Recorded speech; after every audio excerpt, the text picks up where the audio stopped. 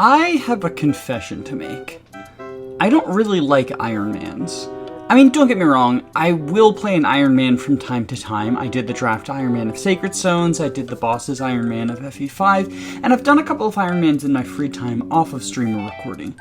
However, it's not my favorite way to approach Fire Emblem, and if I'm looking for a challenge run, I tend to prefer something like Zero Growths, or Reverse Recruitment, or some other form of challenge than just permadeath.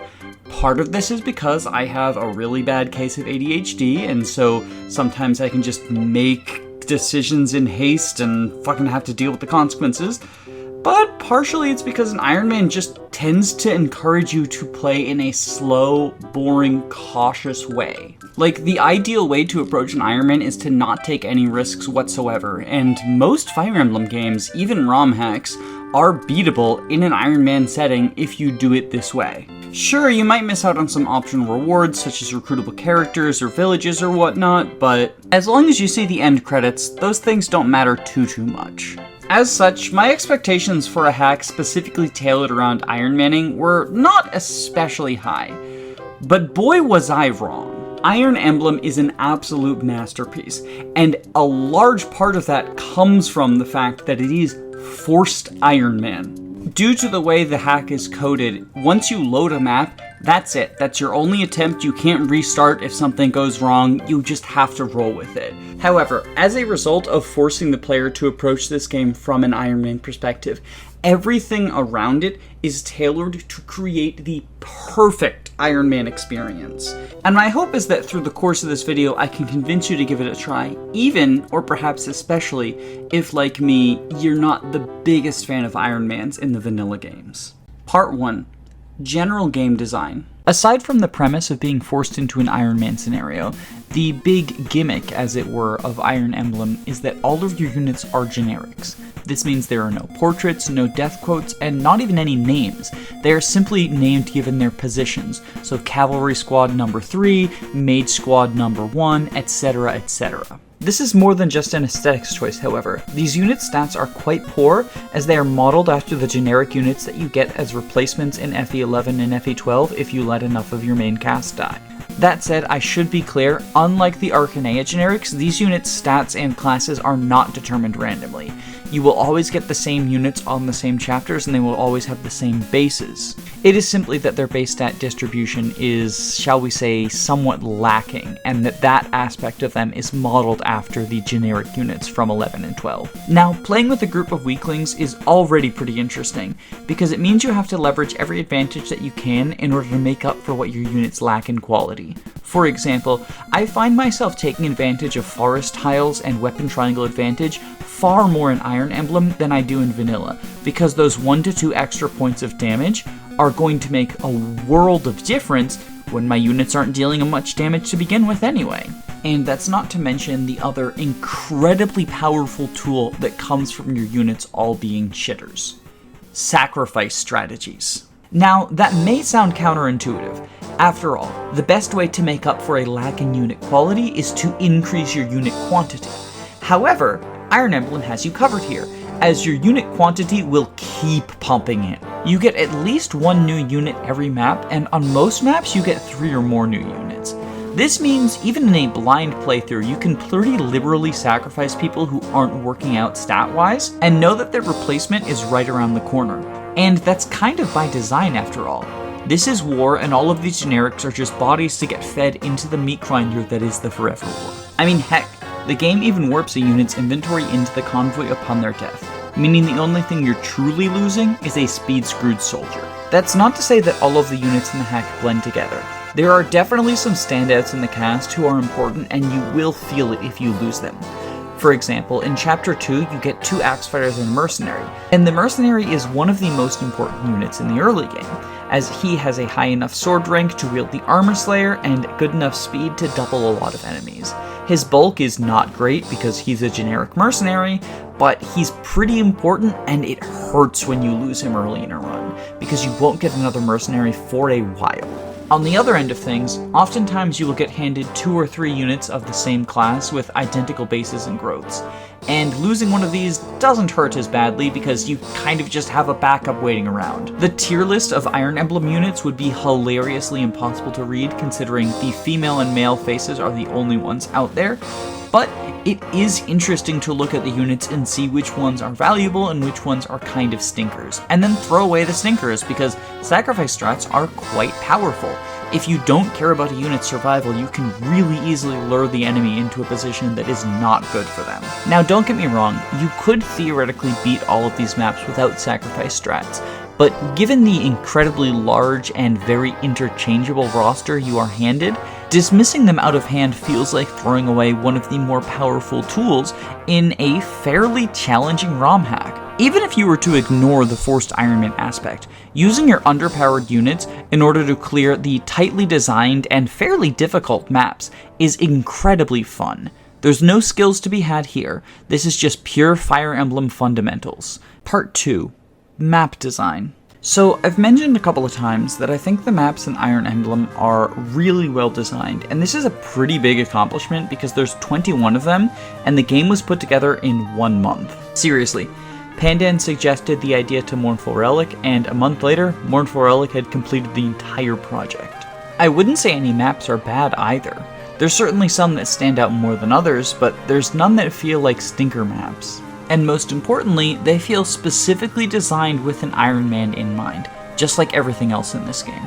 A lot of this comes down to the specific ways in which anti-turtling incentives are put into place. Almost every map has a soft anti-turtle incentive.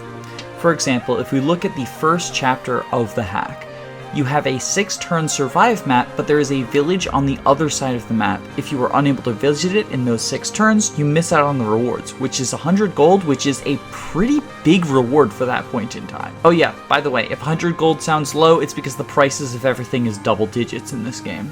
I guess the shopkeepers must be generics as well. These timed side objectives are extremely alluring because you need all the help you can get since you have an army full of scrubs, but on the other hand, since you're playing on an Iron Man, they become more and more dangerous, and you're not able to reset if anything goes wrong. For the example that I gave earlier, Chapter 1 features a lot of 70 and 80% hit rates.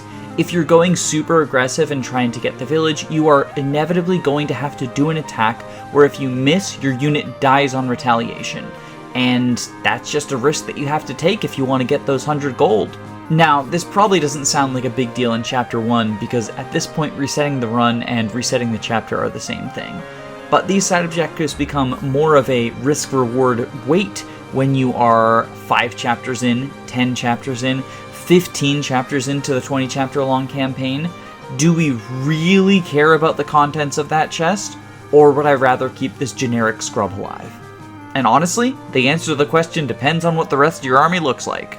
Of course, if that was the only form of anti-turtling, then you could pretty easily just ball up and slowly chip away at the enemy army rather than taking any sort of risks. And like I said earlier in the video, that doesn't make for a super fun Iron Man. So then we introduce the hard anti-turtling incentives. There are several maps in the campaign where you have an objective like rout or destroy supplies, and you have a turn limit, and if you hit that turn limit before the objective is achieved, that's a game over. So you need to go fast if you want to accomplish your goal. Suddenly safely mating out one enemy at a time just isn't an option anymore. Now these are fine, and do a good job of encouraging fast play on the maps where they exist. But if they were used every map or every other map, it would get really old, it would feel really artificial, and it wouldn't really align with the story such as it is. That's why the most common, and to my mind, best utilized anti-turtling incentives are what I'm dubbing medium anti-turtle incentives. They're not quite as soft as just stopping you from getting a bonus objective, but they're not quite as hard as initially giving you a game over on the turn limit. Instead, these are incredibly tough reinforcements who show up in a place that is quite inconvenient for you. An early example of this is in Chapter 4, where if you take too long to seize the throne, cavaliers with silver lances will spawn 2 at a time for every turn until you end the map. And because cavaliers have high movement and silver lances have high might, if you're not careful, they will very quickly hunt you down and kill the crap out of your army. Now, you may think that this sounds like it's just the turn limit in disguise as a unit, and functionally there's no difference, but that's actually not the case.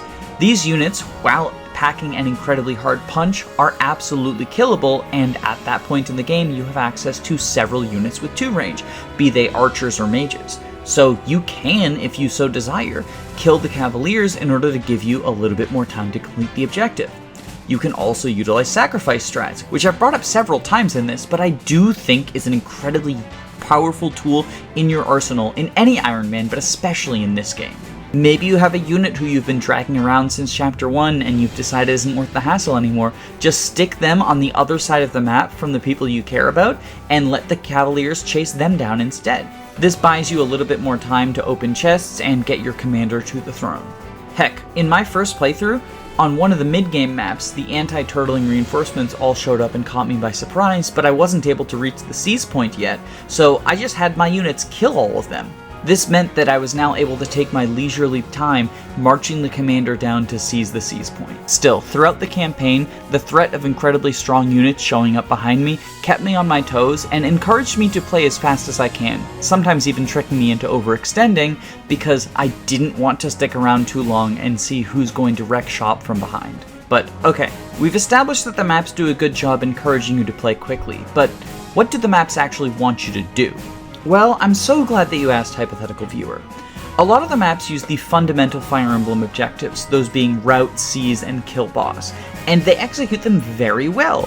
The boss is often in a place that is pretty difficult to reach without performing a lot of combat in addition to him, and you don't get a warper until very late in the game because while you can get the warp staff in the mid-game, you don't have anyone with a high enough staff rank to get to A without some excessive grinding. In my experience, I didn't have a warper until chapter 19, and this is a 20-chapter campaign. Additionally though, MournfulRelic takes a couple of the less used Fire Emblem objectives and executes them perfectly. For example, there is a supply breaking chapter with a 12-turn time limit, and the supplies are spread in such a way that you really do need to spread your army out in order to get them. There's also a ballista guarding one of the supplies, and it's locked inside of a room. So you have to decide if you're going to use a thief, a door key, or your own ballistician that you got in the previous chapter. However, that in itself is problematic because the ballista near the supplies is wielding the anti-ballista ballista bolt. So he'll deal effective damage to your ballista, and the word ballista is starting to sound like a nothing word for me, so I'm going to move on to talk about the defend map. There's 2 defend maps, and they're both really good, which is a surprise because defend is a really hard objective to do. The first defend map sees you defending a inner fortress, you've got a couple of choke points, and a bunch of enemies who will just run past you in order to try to seize the points. Now, theoretically, you can just choke all of the 2 tile-wide choke points, and this would stop the non-aggressive enemies, but it wouldn't do anything about the aggressive enemies. And because you are using generics, it's kind of hard to actually effectively choke 8 tiles. You struggle to come up with 3 or 4 bulky units for an enemy phase. 8 is basically an impossible order, and there's not enough healers to top everyone off, so you're gonna have to rotate through bulky people and which choke point you're actually choking. It's kind of a mess, but in the most wonderful way. In fact, for me, when I approached this, I manipulated the AI by giving them one open passage and then switching to the open passage on the other side so they suddenly have to run all the way around the fort to enter. Of course, the second defense map is, to my mind, the best one in the game. It also features some aggressive enemies and some that run past you to go towards the 3 different defense points, but this is not actually a defense map. This is a kill boss map with a 20-turn time limit, but also if the enemy sees the defend point, it's a game over condition. That's right, MournfulRelic combined kill boss with a defense map and gave you a time limit to do so, while at the same time giving you a ton of really strong enemies in between your squad and the enemy commander who needs to be killed. This is a brilliant final map, and is a great send-off to the gameplay and story that I've come to enjoy over the entire campaign. Oh yeah, that's right, I forgot to mention until now. Despite your entire army being made of generic units who don't have a single spoken line of dialogue, including death quotes, Iron Emblem has a really cool and compelling story, and both the setting and narrative got me hooked pretty quickly. Part 3, Story. Kind of. It's weird to talk about the story of Iron Emblem because that's very much not the focus of the hack. This is first and foremost a gameplay experience, and it's clear that the majority of the effort has been put into making the gameplay as smooth as possible. If you're turned off by the gameplay, nothing in the story is going to make up for that. That said, what's there is very cool and pretty unique, both in its delivery and its content. The basic premise is there's two nations at war. As far as I'm aware, there's no reason ever given for why the conflict is going on, but I did game over on the final chapter, so it's possible that the epilogue clarifies this. My interpretation, however, is there's just sort of a forever war going on, sort of like Nor and Hoshido if it were less cringe. Since both your army and the enemy forces are entirely made up of faceless generics, the story is not delivered through cutscenes and dialogue, but instead through your mission briefings. Before each map, you're briefed on the current situation and given your objective. There's some spies behind enemy lines that you need to rescue, or there's a prisoner fort that you would like to liberate, yada yada yada. Initially, these missions are disconnected. You are simply assigned to go from one place to another and complete various objectives. However, as your commander gains more and more reputation in the army from succeeding at more and more difficult tasks, they are given more difficult and complex tasks, which cause the chapters to chain into each other.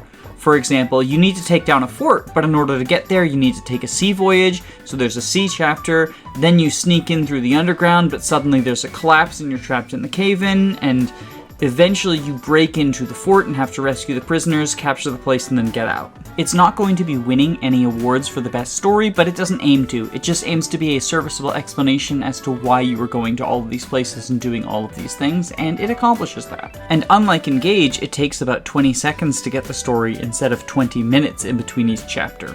That said, I would say that the real star of the show is the writing for the various houses that you visit. The houses are almost always comedy moments, and because of how subjective humor is, your mileage may vary, but it got me chuckling a few times, and that's more than I can say of a lot of comedy games. For example, early on, one of your missions is to kill an armor knight who's the enemy commander. You go into a house, you steal an armor slayer from some guy, and he gets sad that you stole it from him. It's nothing like mind-blowingly spectacular, but again, it made me chuckle, and that's more than a lot of comedy games do. I suppose it's cheating, but I do also want to mention the stories that we tell within the Iron Man ourselves, and that being the stories of our generic units. While I did emphasize in the previous section that the fact that they are generic and interchangeable makes sacrifice strategies easier, it's also worth noting that, as with any Iron Man, I got extremely attached to these generic little scrubs. Of particular note to me, I was extremely sad that my Lance recruit died one level before promotion. I was extremely happy with the 0 to Hero arc that my Axe recruit did, and I trained the Est that you get extremely late in the game with a bunch of 74 gambles, and it paid off, and they were the superstar of the final map. Even though I failed, they were the last one to survive. They went down in a blaze of glory, and I will never forget them for that, even though they're generic. Sure, it is kind of cheating to give the game credit for a good story when my argument is, well, the story is really what you make of it. The real story was the friends we made along the way. But, I mean, if anything, Iron Emblem shows us that the stories in Fire Emblem are what we make. The best personality trait that any of these units can have is a phenomenal performance in a live or die Iron Man situation. So I encourage you to go out there and write your own stories, by which I mean play Iron Emblem. And let me know in the comments if you have played Iron Emblem, what units performed extraordinarily well or extraordinarily funny for you. Are there any moments from your playthrough that specifically stick out? I'm curious to hear about other people's experience with this wonderful hack. While you're down there, if you wouldn't mind hitting like on the video, I would really appreciate it. It super helps out. Unless you didn't like the video, in which case, don't feel like you need to hit like if you didn't like it. Either way, have a wonderful day. Take care. Bye-bye.